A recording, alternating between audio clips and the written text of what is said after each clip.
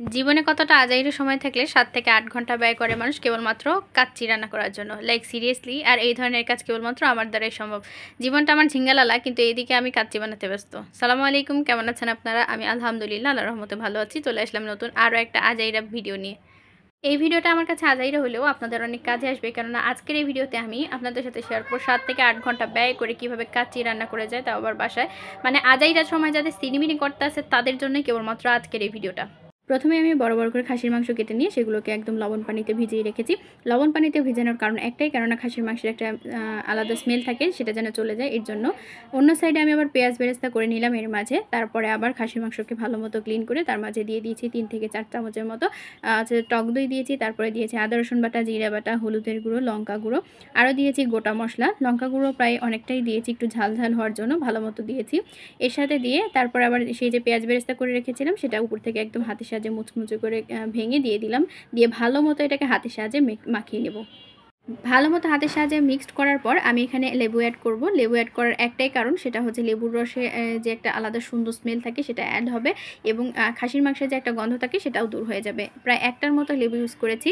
এখানে আমি রাঁধুনির কাচ্চি বিরিয়ানির মশলা যেটা থাকে সেটা ইউজ করছি। অবশ্যই আপনারা মশলাটা ইউজ করবেন, না হয় অথেন্টিক যে একটা মানে কাচ্চির ফ্লেভার বা কাচ্চির স্বাদ সেটা আপনারা কখনোই পাবেন না। কাচ্চি বিরিয়ানির অর্ধেক মশলা দিয়ে হাতের সাহায্যে আবারও ভালো মতো এটাকে মাখিয়ে নিলাম। মাখানো হয়ে গেলে এর মাঝে আমি আবার উপর থেকে তেল অ্যাড করে দিয়ে এটাকে 2 ঘন্টার মতো রেস্টে রেখে দেবো। প্রথমেই আমার প্রায় 3 ঘন্টা চলে গিয়েছে এই ম্যারিনেট করতে আর এগুলো সব গুছায় রাখতে। পরবর্তীতে আরও সময় গিয়েছে, যার কারণে আমার 7 থেকে 8 ঘন্টা এই কাচ্চি বিরিয়ানি রান্না করতে চলে গিয়েছে।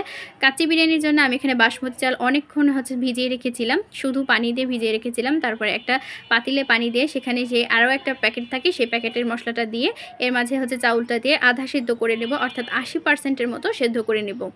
বাসমতি চাউলটা 80% একদম সিদ্ধ হয়ে গেলে এটাকে ছাকনা দিয়ে ঠান্ডা পানি দিয়ে ধুয়ে রেখে দেবো অনেকক্ষণের মতো।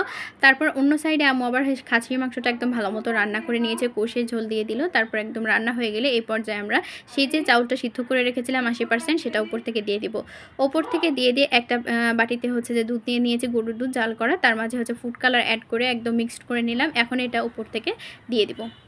আপনাদের বাসায় যদি ফুড কালার না থাকে আপনারা কিন্তু এটা অ্যাভয়েড করতে পারেন, তবে দেওয়া ভালো, কেননা এটা দেখতে সুন্দর হয়, কালারটাও ভালো হয়।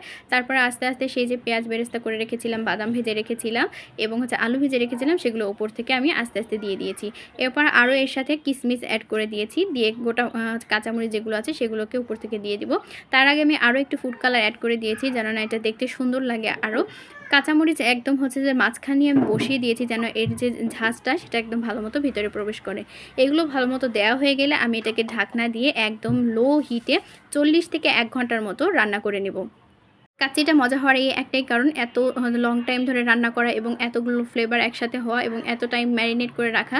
আসলে এটা রান্না করতে করতে আমার 7 থেকে 8 ঘন্টার মতো লেগে গিয়েছে, লম্বা একটা প্রসেস। এবং ঢাকনাটা খুলে যখন আমি এটা করছিলাম, এটা সবথেকে বেস্ট পার্ট ছিল, এত সুন্দর লাগছিল, মনের একটা শান্তি লেগেছিল, অনেক বেশি মজা হয়েছিল। আপনারাও চাইলে বাসায় এভাবে ট্রাই করতে পারেন এবং আমাকে জানাতে পারেন কেমন হয়েছে।